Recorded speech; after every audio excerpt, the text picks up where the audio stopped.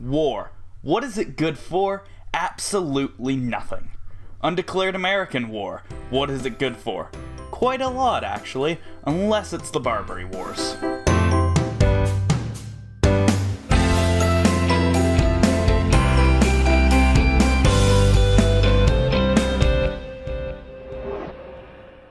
Hello once again, YouTube. Welcome to another episode of History Hiccups here on Lessons from History. In this episode, we'll be covering two obscure wars that occurred between the United States of America and the Barbary States, the Barbary Wars. Before we get into details, let's first discuss the combatants. While everyone already knows about the United States of America, this war was actually fought when the US was only a few states bigger than it had been after the American Revolution. This was due to the totally not imperialistic expansion through the totally not imperialistic idea of manifest destiny.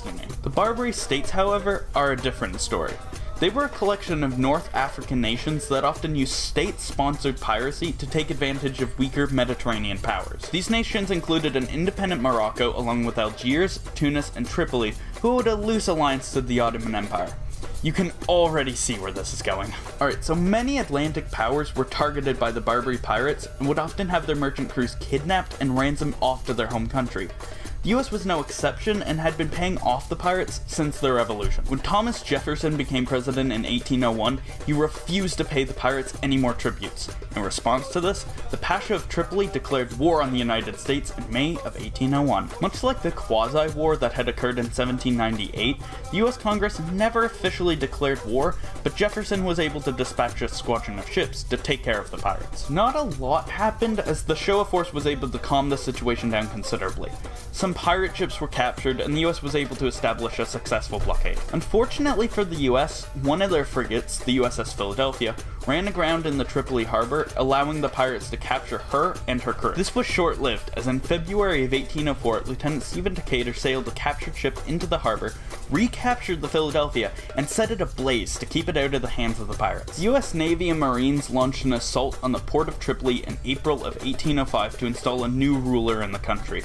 The Marines would be successful and would have the honor of the first US victory on foreign soil. This victory would swiftly lead to the end of the First Barbary War, but just 10 years after the battle, the Second Barbary War would occur. This time, it would be the Algerians who would start the war. This would be because of the fact that the Dey of Algiers believed that the US had been weakened by the War of 1812, and so decided to go after American commerce. To quickly sum up the Second Barbary War, it went horribly for Algiers, with only 10 US vessels being used to capture Algerian ships and force a treaty in June of 1815.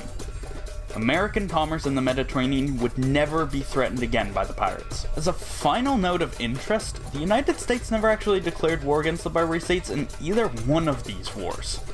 That said, thanks for watching.